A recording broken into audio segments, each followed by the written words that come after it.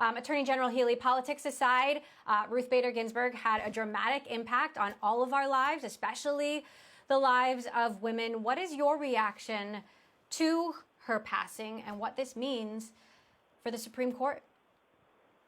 Well, thank you, Emily. It's great to be with you. It's a huge loss. It's a huge loss for, I think, our country. It's certainly a huge loss for the court and, for all who work in our field. I think about all that she accomplished as a lawyer. I mean, we talk a lot about her, and she's known, RBG. She, as you say, became this icon through her role in the Supreme Court.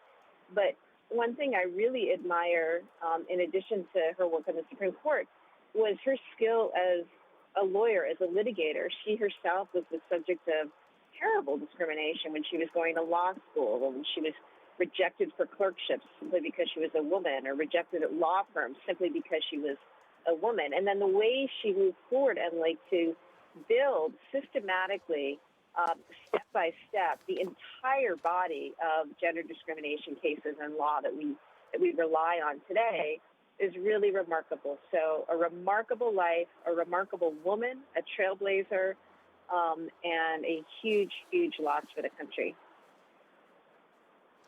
Obviously, this has set up what is going to be another fierce partisan battle. And what do you make of the moves that the president is making and Senate Majority Leader Mitch McConnell is making? The president saying he'll have someone chosen by Friday.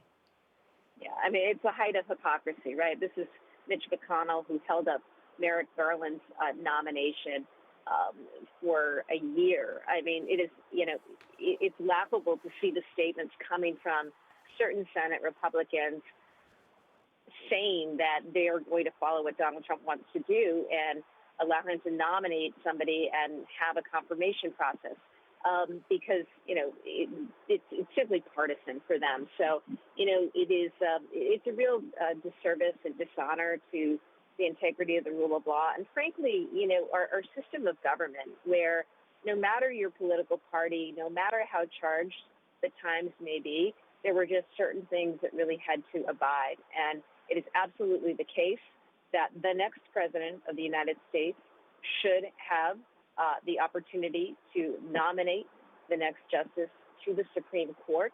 And the position that Donald Trump is taking is not surprising, but certainly disappointing, as are the statements by some in the Senate. I'm heartened to see others come forward, with the courage of principle and conviction to say that they're not going to vote. And that's really important. Should the president have a justice confirmed before he leaves office, how dramatically would that reshape American courts? And what impact would that have on all of the lives of American citizens? I mean, we have major cases coming up right now that are to be heard by the next justice. For example, the constitutionality of the Affordable Care Act. And this is an issue, health care, Americans' access to health care, that is so, so important. And that court is going to decide whether or not the ACA stands. And that's just one of any number of cases that are so important, which is why it's so appropriate and important that the next president, whoever it is who's elected on November 3rd, then be the person responsible for nominating the next justice. It represents the will of the people. This is the way the system is supposed to work. And I think that, that what Mitch McConnell and Donald Trump are trying to do and advocate for is just really shameful. Now, the president says he's planning to name a replacement as early as Friday. He also says that there are as many as 5 women under consideration. Judge Amy Coney Barrett seems to be a frontrunner. Are any of these potential candidates, in your view, suitable replacements or acceptable replacements? I think, Emily, what really people need to keep their focus on, and again, I call upon Republicans all over the country to speak to basic principles that have abided for so long. It's about the process, and it's about the integrity of the process. And, again, you look at the situation with Merrick Garland and just how wrong that was, and to have Mitch McConnell then move to quickly push through a nominee on a much, much shorter time frame is really terrible. And, I just call on people of goodwill to continue to follow the acts and the leadership of Elisa Murkowski or Susan Collins and just say, no, this is not right, and it is the next president who should nominate the next justice. So I'm not going to get into an analysis of whomever Trump has suggested or put forth. I think the important thing is the process here, because regardless of what party is in power, regardless of what time we are living in and through in our country, we have to make sure that we really stay faithful to certain principles, and the integrity of this is more important than ever. Now, we cover technology on this program, which is now facing antitrust scrutiny, as you and I have discussed. It's an industry that affects all of us in so many ways. What changes for the technology industry, or could change, without Justice Ginsburg's voice on the court and with a more conservative voice on the court? Well, yeah, I think it's an interesting question, and I guess we'll see. There will be a new court in a matter of time. I mean, that is a fact. The kind of cases they take up, the issues presented, we'll have to see how that goes.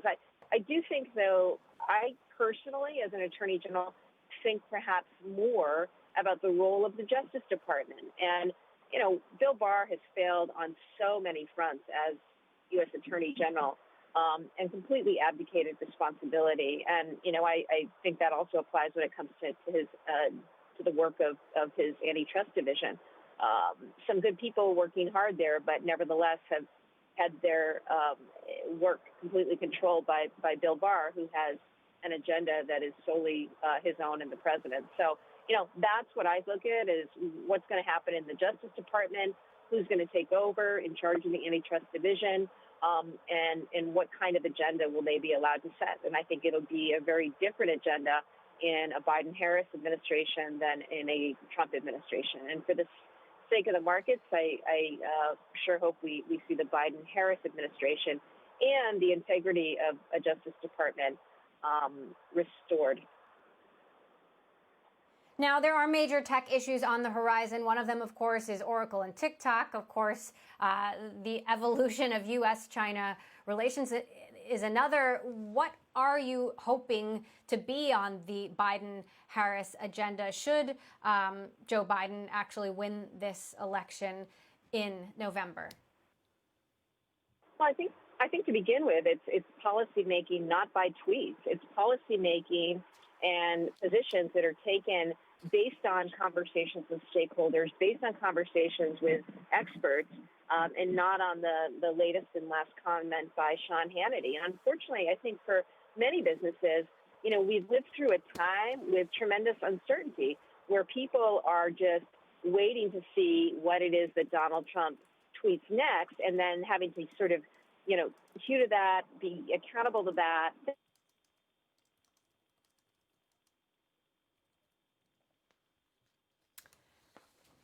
It looks like we've lost Attorney General Maura Healey. There she is. We lost you for a moment, Attorney General. You can please finish your thought. Okay. I was just going to say, businesses in this country deserve clarity, they deserve steadiness, and they deserve, smart, fact-informed rulemaking, and not policy by tweets, day to day or hour to hour. And unfortunately, that's what we've seen and lived through as a country with Donald Trump.